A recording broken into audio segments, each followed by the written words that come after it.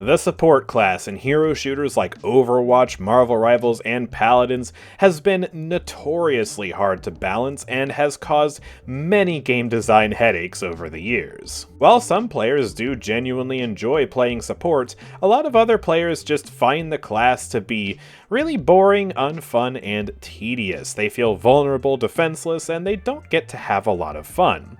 And also, well, do I need to tell you about all the toxicity that gets spewed at supports each and every single day?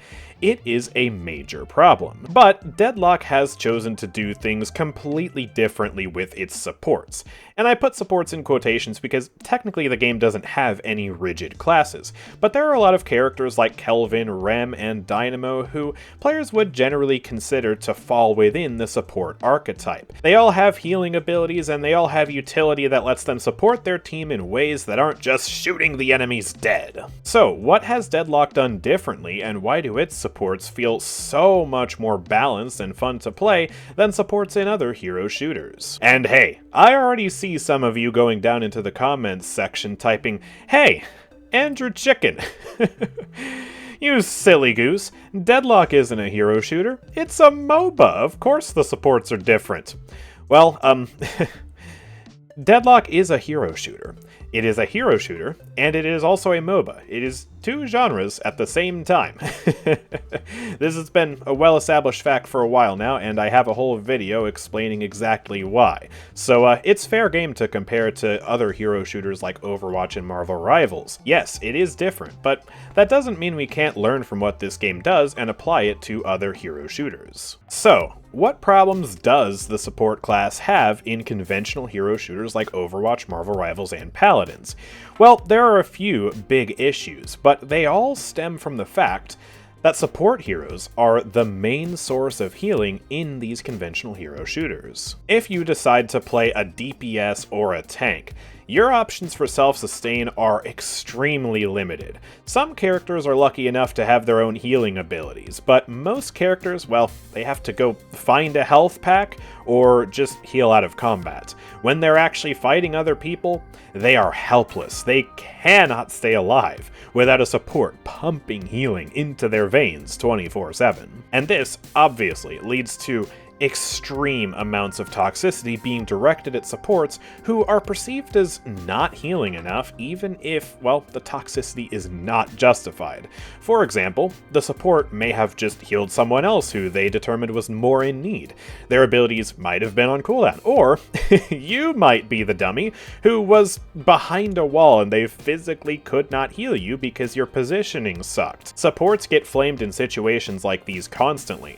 Sometimes, yeah, they're bad at playing support, but other times, well, instead of looking inward at how they could have positioned themselves better or, maybe played things out differently, the other players in the match will just look for someone to blame, and that someone is the support, because their survival is directly linked to how effective the healer is at healing them. Furthermore, this over-reliance on supports to stay alive means that teams always need a support, or else they will be horribly unequipped to win. In any mode with open draft, this means that someone is always expected to fill support, and if they don't pick a support, or they pick what someone else thinks is the wrong support, utter chaos will ensue. The support class also doesn't feel fun for a lot of players because many support characters in these games are nearly defenseless, and they have to spend most of their time heal-botting rather than doing the fun bits, which is, shooting at the enemies. They don't have good tools to defend themselves apart from some kind of ability that just lets them hide until their DPS players come to save them,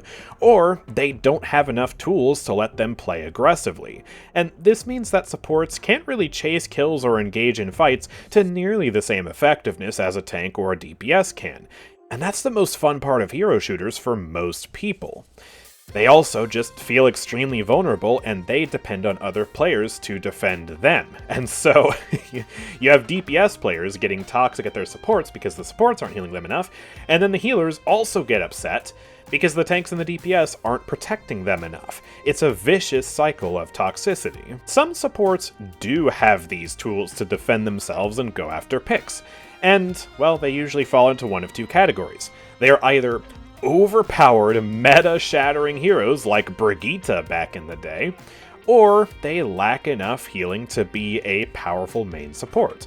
And when players don't get healed enough, they whine a lot. These aggressive healers tend to be more fun to play, but they come with their own downsides. Lastly, most supports have utterly ridiculous amounts of healing in the modern hero shooter environment, because 1 or 2 people are expected to provide enough healing for an entire team. And this usually just goes overboard and creates situations where healing is simply too good.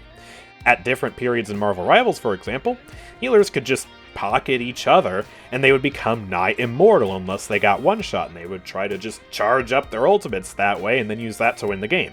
And holy crap, was that an insanely unfun dynamic. And this is kind of exacerbated by the fact that hero shooters are weirdly averse to adding anti-healing to their game. It took Overwatch several years for it to finally add some kind of anti-heal that wasn't just Ana's nade. And yeah, well, Marvel Rivals, it doesn't really have much anti-heal either. I mean, the only hero shooter that actually took anti-heal seriously was Paladins, but it also fell into its own weird issue where anti-healing became so prevalent that it was an item, but then it just got applied passively to every single character because it was that mandatory. And then healers had to become insanely bloated in their healing to make up for the fact that Cauterize is now permanent on basically everybody. It was a whole weird mess. However, Deadlock has taken a completely different approach, and it feels so much better, to the point that I find it hard to go back and play these other games where you have this support and DPS/tank interdependence. You see, Deadlock solved this by making one key change. They shifted the burden of healing from supports to everyone in the game. In Deadlock, you are responsible for your own self-sustain, and the game gives you several tools to achieve this baked into the characters and items in the game. You can buy items that grant you lifesteal, flat healing, or entirely new healing abilities like Healing Nova and Rescue Beam. And many characters have some way to heal themselves, even if they're not a support. Frontliners like Abrams and Billy get huge amounts of healing from their third abilities, and many damage-focused heroes like Mina and Wraith also have healing attached to their damage abilities. This completely solves many of the problems that other hero shooters face, and it also opens up brand new opportunities. There is no more toxicity directed at healers for not healing enough because it's not their job to pump heals into you 24/7, and in many cases you won't have a support in your lane at all. Lash isn't gonna heal you, and Dynamo, he'll heal you every now and then, but other than that, you've got to figure it out for yourself. It puts the agency in your hands rather than having to rely on somebody else. And there's no more groaning about needing to fill as a support because everyone else locked in DPS before you. This is partly because Deadlock makes the drafts before you ever even get into the match, but also, even if you did have to draft, you don't have to play a support. It's fine, you don't need to. Like, you could, it might help, but you'll be fine without a support in Deadlock in a way that is physically impossible in Overwatch or Marvel Rivals. The only people who play support in Deadlock right now are people who want to play support. And that's such a simple statement, such a simple concept, but no other hero shooter can make this claim in any of their open draft experiences. You do have stuff like role queue in Overwatch, but that only solves the problem of, people who don't want to play support being forced to play support. It doesn't solve any of the other issues. And because supports in Deadlock are not expected to pump out healing 24/7, they are allowed to be far more versatile than their counterparts in other hero shooters. They are able to defend themselves and chase picks to a much greater degree, and you can build them to be absolute damage-dealing powerhouses with the right items. You don't have to worry about someone yelling at you for not healing enough when you decide to frag out with Kelvin's Ice Beam build or Dynamo's Impregnator build. Deadlock supports focus so much more on utility and crowd control rather than pumping their teammates full of healing. A lot of them are equipped with some kind of healing ability, but it's rarely the focus of their kit. They usually have some kind of bold feature that defines them, and it makes each support in Deadlock feel extremely unique. Whether it's Kelvin's impervious dome that completely traps enemies in place, Paige's devastating root and cross-map stampede of stunning horses, Dynamo's game-changing black hole and quantum entanglement that can save his entire team in a clutch moment, or Rem's, Rem actually is the healer. Rem's identity is that he's able to churn out a ton of healing, but also he's the best active item user in the game, and he can put enemies to sleep through walls. Every support in Deadlock has such a distinct identity, and that's because they don't all have to compete to see who can heal the most. It makes them all feel so flavorful, so unique, and so much fun. Supports in Deadlock just feel incredible to play. Their ability to play more aggressively means that they still get to play an active role in fights. Their bold, utility-focused abilities give them a huge impact that feels super rewarding. When you hit a clutch quantum entanglement or cube your ally at the perfect moment, it's so much more exciting than just continuously spamming heals into your tank. Hitting a huge Dynamo ult can turn into a game-winning clip that you want to share with all your friends because it was so cool. Meanwhile, in Overwatch, you can hit a, you can put a damage beam into your Ashe, and you can just follow her around while she gets a triple kill, and it just feels like watching someone else play the game for you. Like, why do people play Mercy? I don't know. I've never understood that. That is a little bit of a straw man. There are some hype moments that you can have with Overwatch supports. I'm not saying they're totally vacant and void of fun.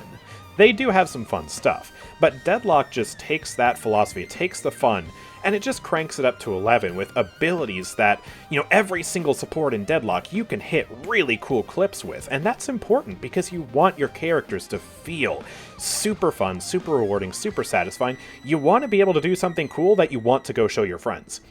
And Deadlock has more supports with those types of abilities than any other hero shooter out there. And this is all because of the one distinct change that they made. They shifted responsibility for healing away from supports so that everybody, the supports and all the other players, can have more agency. And that agency allows Deadlock to reduce toxicity. Don't get me wrong, there's still toxicity in this game, but there's absolutely no toxicity surrounding not getting healed enough. That's not a thing, and it feels so much better. I love that. I love that so much about this game.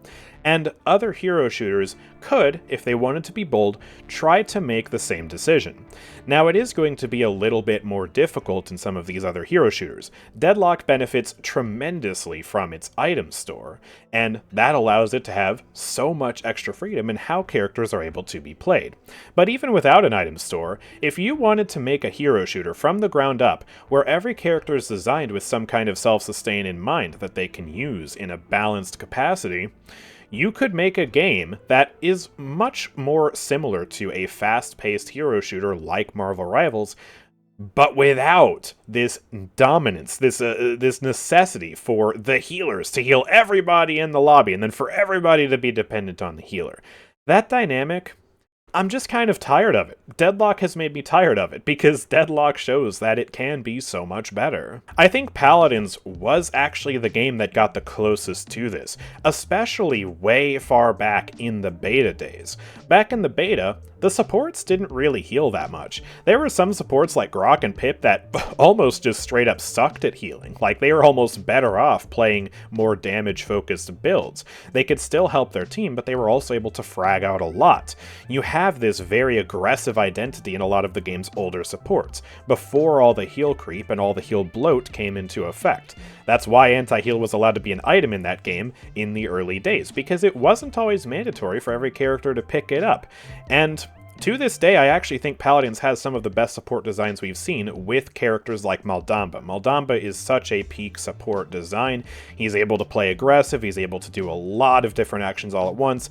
He's got abilities that are pretty simple to understand, but then they are able to work together in a way that adds so much depth to the character. He's able to heal, he's able to damage, he's able to stun, he's able to interrupt, and it feels great. And a developer could try to make a dynamic similar to that if they wanted to, and maintain that as part of their identity, rather than trying to succumb to the same heel bloat that has affected seemingly every other hero shooter out there. But anyways, what do you think about Deadlock supports and how they stack up to supports in other hero shooters? This is a pretty interesting topic, and it's one that I've been thinking about for a while now, and so I really felt passionate about making this video. It's something that's been on my mind, and I just really love how Deadlock does its supports at the end of the day. I kind of wanted an excuse to glaze just how cool Dynamo is. He's really cool, and so is Viscous. I don't really think of him as much as a support, but he kind of is a support, and they're so cool. And the other supports are really cool too. And also, going back and playing Paladins again recently really hammered home for me just how nice it is to not have to worry about healing. I don't have to beg the other people on my team to heal me and cry when they don't. I don't have to fill healer. I just get to play the character I want and have fun doing it. It's such a pure experience, and I absolutely love it. But with all that being said, if you guys have enjoyed this video, of course, make sure to drop a like and subscribe down below so you don't miss out on future videos from me. I like to make discussion videos like this, and I love to hear from you as well, so please comment down below what you think. Even if you don't like what I have to say, I love to read constructive criticism as well. But anyways, thank you guys for watching, and I will see you all next time. Peace out.